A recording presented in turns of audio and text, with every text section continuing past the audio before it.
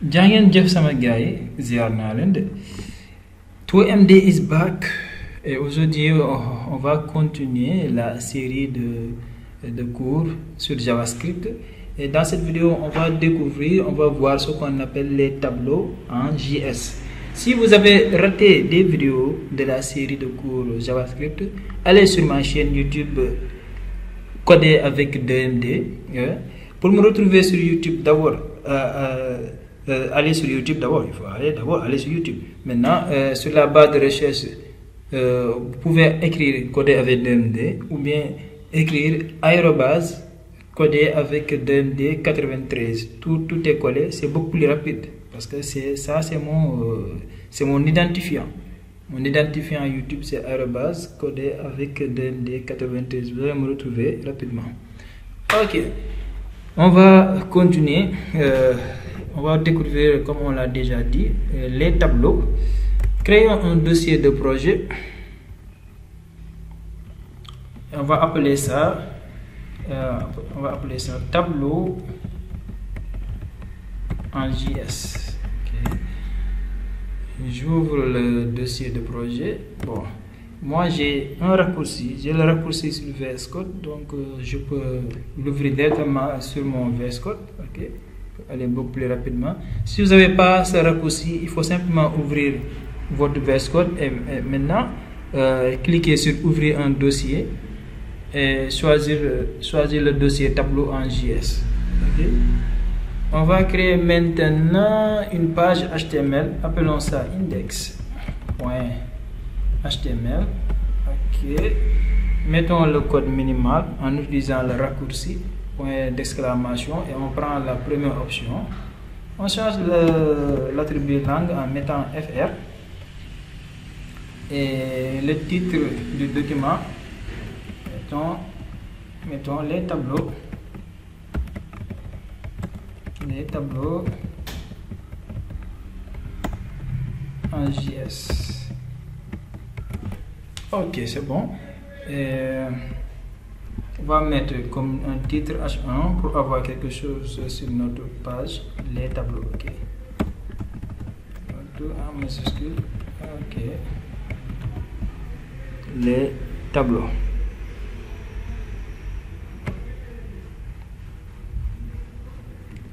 Ok, alors retournons maintenant sur notre dossier de projet. Voilà, la page qu'on a créée apparaît maintenant. On l'ouvre. Et là, vous voyez ce qu'on a écrit avec le HTML. Okay. Voilà. C'est quoi un tableau? Un tableau, c'est une variable. Okay. C'est comme une sorte de variable, mais c'est beaucoup plus puissant que les variables. Okay. Vous allez voir, parce que une variable est limitée. Vous allez comprendre ce que je dis. Maintenant, d'abord, écrivons la variable, la balise HTML script. C'est cette balise qui nous permet d'écrire du code JavaScript à l'intérieur de la page HTML. Ok. Maintenant, créons une variable. On va créer une variable et cette variable, on va l'appeler. Appelons ça. Appelons ça nombre. Ok. Appelons cette variable nombre. Ok. Point et virgule, on l'a déclaré. Maintenant, on va mettre quelque chose sur cette variable nombre. Okay. Avec l'affectation et mettre 12. Okay. Ensuite, on va afficher ça avec document.write. Oups, les majuscules. Okay.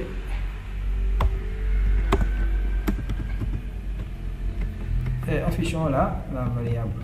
Okay. On va afficher la variable simplement. On actualise et là vous le voyez 12. Ok. Maintenant,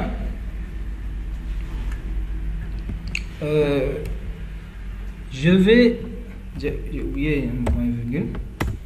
Je vais changer je vais changer la valeur. Ok, ici, je vais changer. Déjà, j'ai mis 12 en haut. Si je vais mettre 20 maintenant,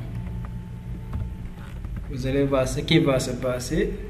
Maintenant, le 12 est disparu. Le 12 est disparu et il est remplacé maintenant par le 20. C'est ça, une variable, quand on y met une valeur, ça change la valeur qui était avant et la dernière valeur va être gardée. Une variable, c'est toujours comme ça. Une variable, une variable garde la dernière valeur qu'on a mis à l'intérieur. Une variable ne peut pas garder deux valeurs. Une variable ne peut garder qu'une seule valeur. On a déclaré la variable nombre, on a mis 12 affiché. Vous voyez le 12 tout à l'heure. Après, on a encore mis 20. Et maintenant, ces 20 qu'on a mis remplacent les 12 qui étaient dernièrement dans la variable nombre. Donc, une variable ne peut garder seulement qu'une seule valeur. Maintenant, que se passe-t-il si je veux garder 12 et 20 en même temps? Est-ce qu'une variable peut le faire? Non, une variable ne peut pas le faire parce qu'on a dit qu'une variable ne peut garder qu'une seule valeur à la fois. C'est maintenant que les tableaux entrent en jeu. Un tableau, c'est une super variable. On peut dire c'est une super variable parce que un tableau peut garder plusieurs valeurs. Okay? Un tableau peut garder plusieurs valeurs. Les variables sont limitées. Les variables peuvent garder seulement une seule valeur. Mais un tableau peut garder, excusez-moi, un tableau peut garder plusieurs valeurs. Ok? Voilà. Donc, si je veux que nombre puisse garder 12 et 20 en même temps, il faut que je transforme 12 en tableau. Ok? Parce que il faut que je transforme nombre en tableau. Parce que nombre instant bi, à cet instant, c'est une variable. On va, au lieu de créer une variable, on va créer un tableau. Ok? Maintenant, comment créer un tableau? C'est simple. Vous faites simplement ça. C'est comme ça qu'on crée un tableau. Ok? Maintenant, je vais supprimer ça. Okay. C'est comme ça qu'on crée un tableau. Maintenant, les valeurs qu'on va mettre dans notre tableau, on les met à l'intérieur des crochets. Okay. 12. Ensuite, si je veux ajouter une autre valeur, je mets virgule, je mets 20. Voilà. Vous voyez maintenant, affichons ça, actualisons pour voir ce que ça va donner. Et là, vous voyez quoi? Vous voyez 12, vous voyez 20. Ok? C'est ça un tableau. Un tableau,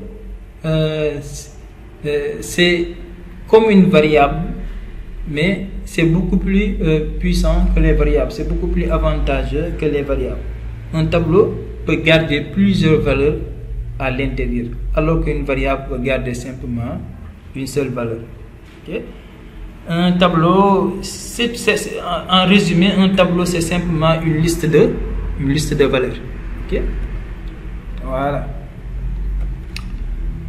Maintenant, il y a des choses qu'on peut faire sur les tableaux, d'autres choses qu'on peut faire sur les tableaux, et je vais vous montrer comment le découvrir ça. Par exemple, là j'ai créé un tableau, et le tableau il a deux valeurs, 12 et 20. Maintenant, comment je peux ajouter une nouvelle valeur sur le tableau sans pour autant modifier notre tableau initial? C'est ça que je vais vous montrer. Ok? Vous écrivez la valeur, le nom du tableau, nombre, et vous mettez point, PUH, ça on lit ça push en anglais. Et je vais ajouter une nouvelle valeur, par exemple 78. Okay. Et là, je viens, j'actualise. Okay, vous voyez, je retourne sur le navigateur, j'actualise. Et maintenant, vous voyez une nouvelle valeur 78. Après avoir créé une valeur, on a la possibilité d'ajouter une valeur à la fin en utilisant la fonction push, la méthode push. On appelle ça méthode. Okay? On appelle ça méthode. La méthode push, ça nous sert à ajouter une nouvelle valeur à la fin du tableau. Ok? Voilà. Je peux même, vous pouvez utiliser push ou bien vous ajoutez simplement le 78 ici. C'est une autre possibilité. Ajouter le 78 ici. Voilà, j'actualise et on a la même chose. Ouais, j'ai actualisé et on a la même chose. Maintenant, je vais vous montrer comment supprimer le dernier élément d'un tableau. On met le nom du tableau, nombre, point, et après on met pop. C'est la fonction, c'est la méthode pop qui permet de supprimer le dernier élément d'un tableau. Là, je retourne, j'actualise, et là, qu'est-ce que vous voyez? Le 78 est disparu. Vous voyez? Pourtant, à la création du tableau, on a bel et bien trois valeurs. Mais sur la ligne 12, on a supprimé la dernière valeur avec la méthode pop. Pop, c'est une méthode qui supprime toujours la dernière valeur d'un tableau. Okay, c'est pourquoi il est disparu. Ok. Voilà. Là, je vais enlever pop. Vous allez voir. J'ai enlevé pop. J'actualise et là, le 78 est revenu. Okay. Maintenant, après la création d'un tableau, je vais vous montrer comment ajouter. Là, on a vu push qui ajoute une valeur à la fin du tableau. Maintenant, je vais vous montrer comment ajouter une valeur au début du tableau. Et là, c'est une autre méthode qui le fait, une méthode qu'on appelle unshift. Ok, et je vais ajouter maintenant 40. Ajoutons 40 au début du tableau. Une nouvelle valeur au début du tableau. Voilà, c'est, vous voyez bien. Je vais actualiser. Oups, on a un problème. Ah, voilà, attention. J'ai oublié le S. Parce que le nom du tableau, c'est nombre. Et là, moi, au lieu d'écrire nombre, j'ai écrit nombre sans S. Ok, c'est pourquoi on a un problème. Ok, voilà. Je rectifie. Ok, je retourne sur la page HTML, j'actualise. Voilà, vous voyez, le 40 est maintenant ajouté. Ok, voilà. Maintenant, la dernière chose que je vais vous montrer dans cette vidéo, une vidéo d'une petite introduction sur les tableaux, c'est la méthode de shift. La méthode de shift, lui, il permet de supprimer le premier élément d'un tableau. Shift. Quel est le premier élément de ce tableau en ce moment? Est-ce que c'est 12? Non, c'est pas 12. C'est-à-dire, à la création du tableau, 12 c'était le premier élément. Mais sur cette ligne, avec la méthode unshift, on a ajouté 40 au début. Donc c'est 40 le premier élément. Maintenant, ici sur cette ligne, on va supprimer le premier élément.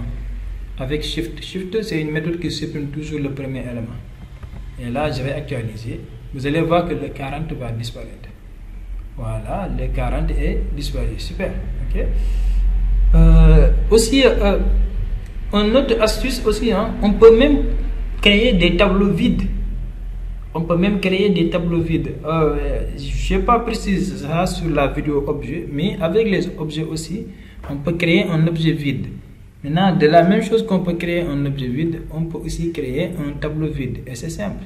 Ok? Pour créer un tableau vide, vous supprimez simplement ça. Okay.